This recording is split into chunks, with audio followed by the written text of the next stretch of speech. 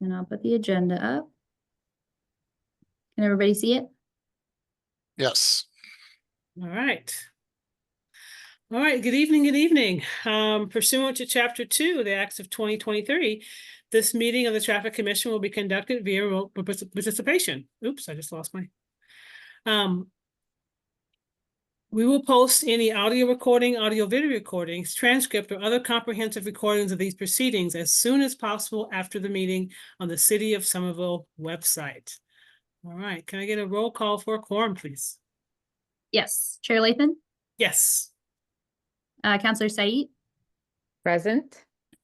Assistant Chief Tierney? Yes. And that's 3 present, and we have a quorum. Wonderful.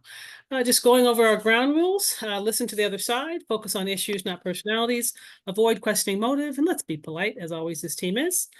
Item number 1, acceptance of the minutes from the January 9th, 2025 Traffic Commission meeting. Can I get a vote to accept or deny item number 1?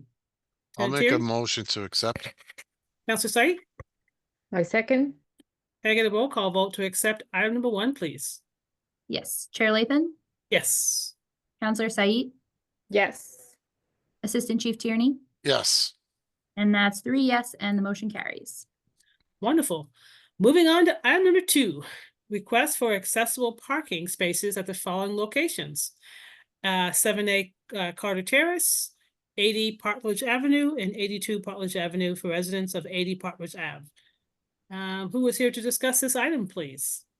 Through the chair, Adrienne Pomeroy, ADA coordinator.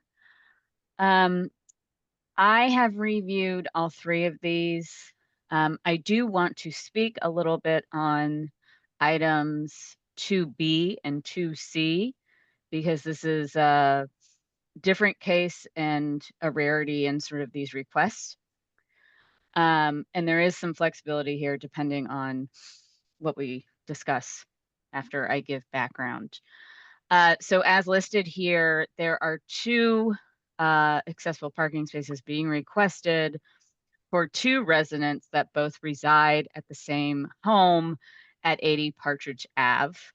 I did speak with these residents, and they would very much like to have both. It would be the most accessible option for both of them. They both have state accessible parking placards. They both have separate vehicles.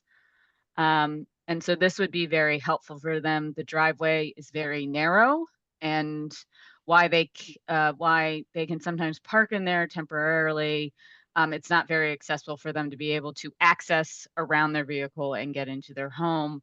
And they both operate different working schedules, things like that. With that said, if the Traffic Commission feels that we may only be that you all may only be able to approve 1, they can function with that. But I did want to disclose to them that that could be a possibility depending on what is discussed. So it is the first time that I've reviewed 2 for the same block, essentially, on a street. I recommend that in this case, both are approved, but did want to voice that the residents would be fine if only 1 was approved.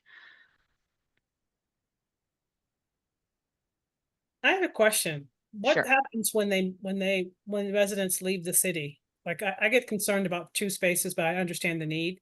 But Yes. what happens should they leave? Like how are we notified, and how are we rectifying this situation?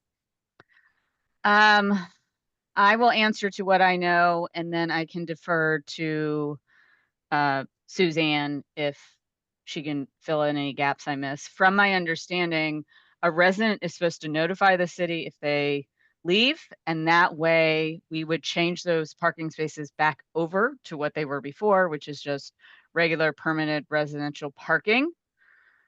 Often that does not happen, and we may get notice, either the parking department gets notice, I may get notice that these spaces are not being used. And then a study would be conducted and some research would be conducted to determine if in fact the resident is still living at those spaces and using those spaces.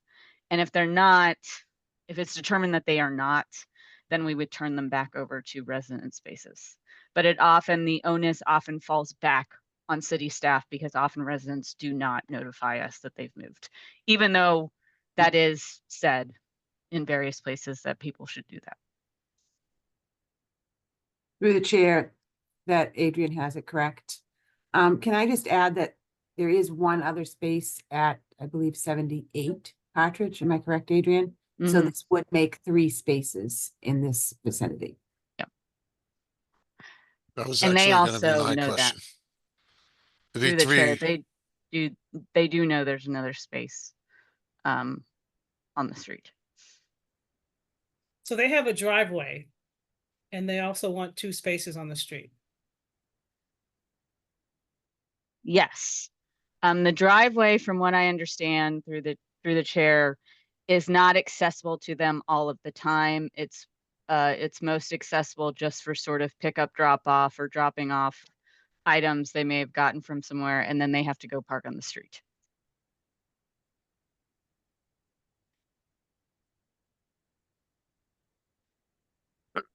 Question, Chair Lathan. Yeah. Do we know if that third, handicap parking on this same street is still being used, like actively being used by, the person who requested it? Through the chair, that space, counselor, is being used by the resident that requested that space. So that's a different resident who is using that space.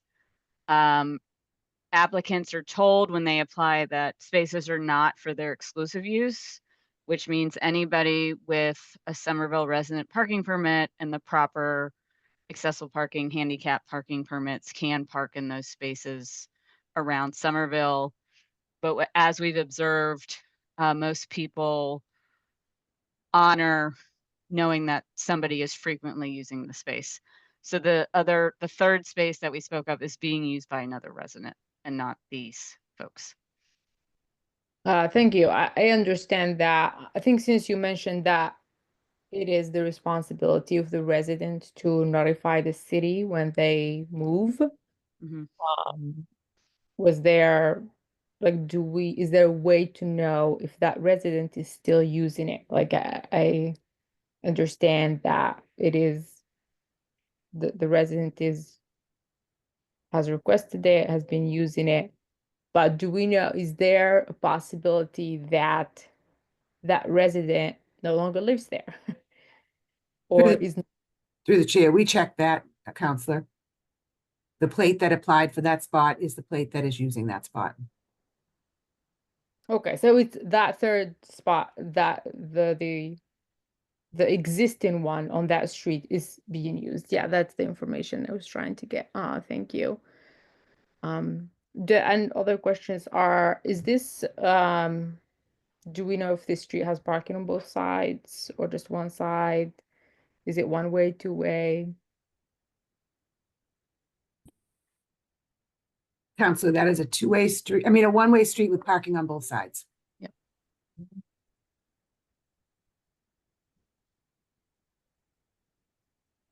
Yeah, Mm. thank you. All set.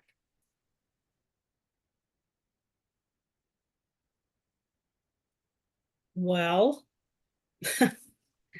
I think I'd like to take up these items A, B, and C separately.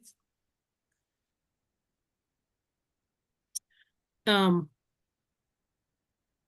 I get any objections from my committee members to take up A, B, and C separately?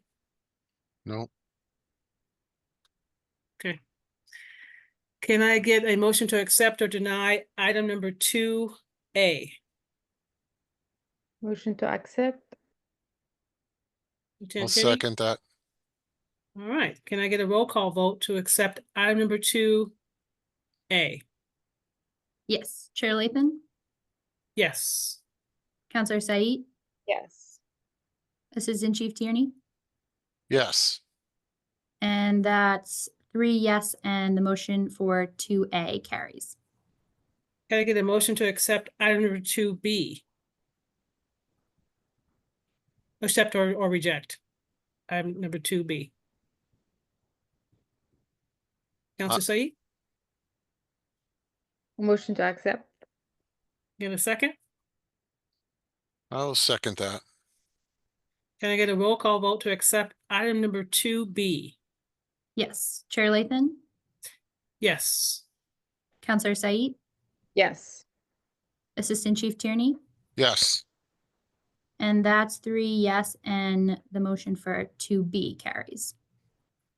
Can I get a motion to accept or deny item number 2C?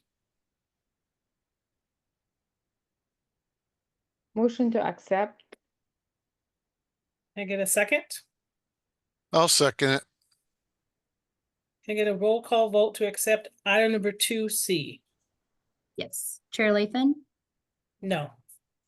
Counselor Said, Yes. Assistant Chief Tierney, Yes, and that's 2 yes, 1 no, so the motion does carry. Wonderful. Thank you so much, Adrian, for coming with us. Bye. We'll see you later. All right, moving on to item number 3, 74 Middlesex Ave curb regulations, A, B, C, D, E, F. Is that it? Any more on there? All right, who is here to, okay, who is here to present this item? Chair, I am Justin Schreiber, Senior Transportation Planner for the Mobility Division. Wonderful. You have the floor. Thank you. Do you want to share your screen? Please. Okay, you should be able to now.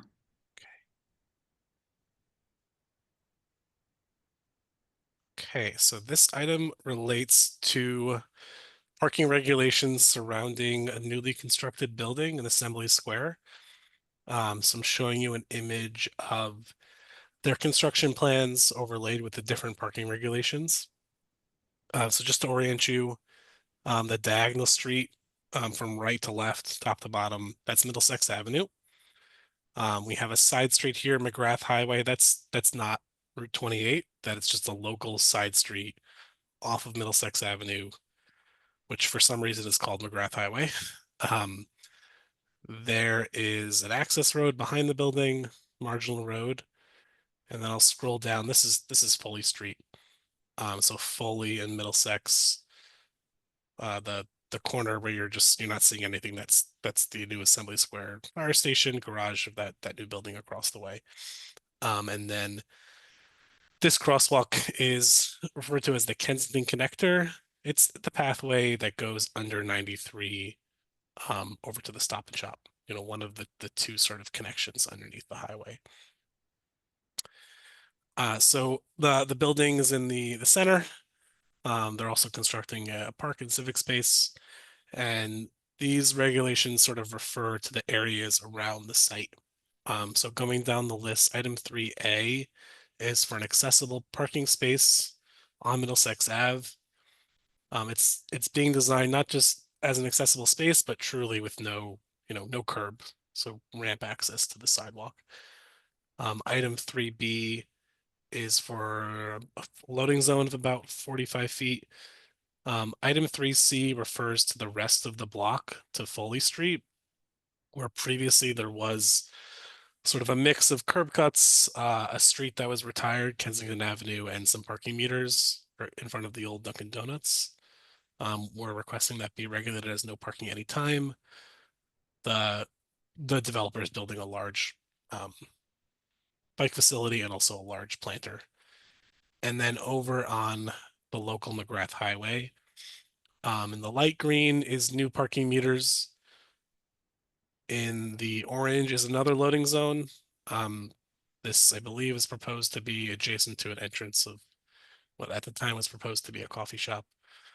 And then on the north side of McGrath Highway, item 3D, this is 2-hour parking except by permit. It's already regulated with that signage, but it's not officially in our commission regulations. So 3D is to just make that official to match the signage that's out there on the street.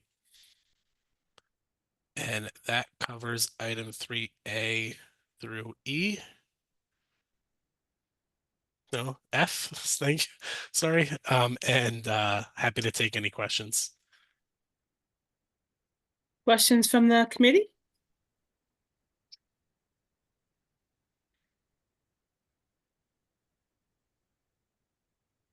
Nada, not a lot. All right, can I get a motion to accept or deny item number 3A through F? Councilor Said? Accept. I'm sorry, I didn't hear you. Motion to accept. All right, can I get a second? Tina Ronald?